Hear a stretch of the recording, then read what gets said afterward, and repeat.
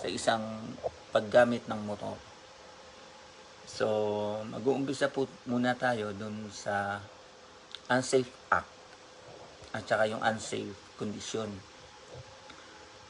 Ang unsafe act po kasi, yan yung ginawa mo, yung halimbawa, yun nga, yung pagmumotor, lagay na natin sa environment sa daan or yan, sa pagdadrive ng isang motor. Ang unsafe act dyan, pag nag-apply ka ng mabilis na pagmumotor at ikaw yung gumagawa, natural no? Ikaw yung nagdadrive. Ang tawag po dyan ay unsafe act.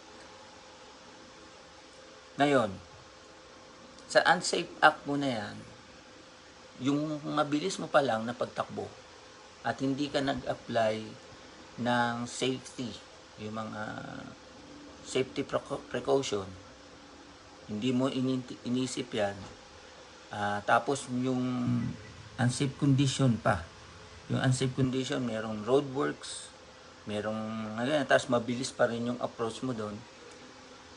Ang unsafe act at saka unsafe condition, pag pinagsama mo is accident. So maliwanag po yun ha. Sa ginawa mong pagpamabilis, tapos may nag-one hand ka pa dun sa grip mo, sa manibela mo. Unsafe condition na yan eh. Or unsafe act. Unsafe act na muna. So ginawa mo kasi yan eh. So sa unsafe act na yan, so meron ng unsafe condition dyan. Na-develop na yung unsafe condition. Ngayon, sa unsafe condition dun sa karsada, merong bato. Nadaanan mo ngayon. Dahil nga ikaw ay rider na magaling, sabi mo nga, pag natamaan mo yun, na-hit mo yung object,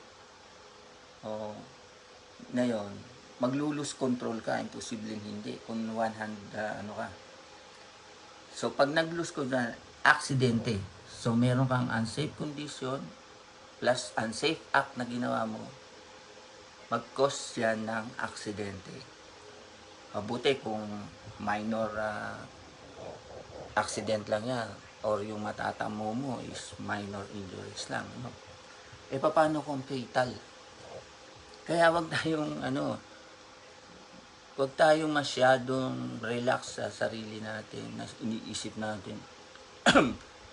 Maraming humahanga sa'yo. Nakikita ko doon sa Malalaki, na yun, lugar. Ang daming nanonood pa. Mga pinapalakpakan pa ng mga tao. Pero mali po yun, ay mga nagmumotor dyan. Na lang tayo, mag long ride na lang tayo. Nakikita naman natin yan. Kasama natin yung ating mga sa buhay. Na back ride natin. Pupunta tayo sa Quezon. Ganda yung tanawin yan. Taga Manila tayo. Dadaan kayo doon sa lugar na yun.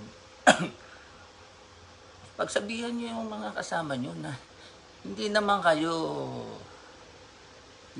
yan yung nyo yung pinunta nyo doon. Totoo po yun. Or maaari yung iba, pinunta talaga nila yon. Pero hindi po kayo, kung hindi naman kayo yung bangkarista, o yan yung inyong hanap buhay. At saka hindi naman talaga dapat kayo dyan kasi hindi naman dinisign niya ng para sa racetrack or racetrack. Yan po ay daan, pampublikong daan po yan. So paalala lang po. Kaya po maraming na-aksidente at may namatay na nga po dyan eh. Kaya ngayon, kaya po bigla akong inulit ko yung ganitong mga safety tips or safety sa ating motor. Para paalalahanan lang. Na minsan, humihiga pa doon sa motor niya. Yung curve po dyan, totoo po yun. Sa engineering term, Super E. Dinisign yan, maganda po talaga yan pagka doon sa mabilis na sasakyan, tumatakbo yan ng lalo na okay lang yung sila dahil na nakukuha niya yung elevation ng isang sasakyan pag magka-curve. Kaya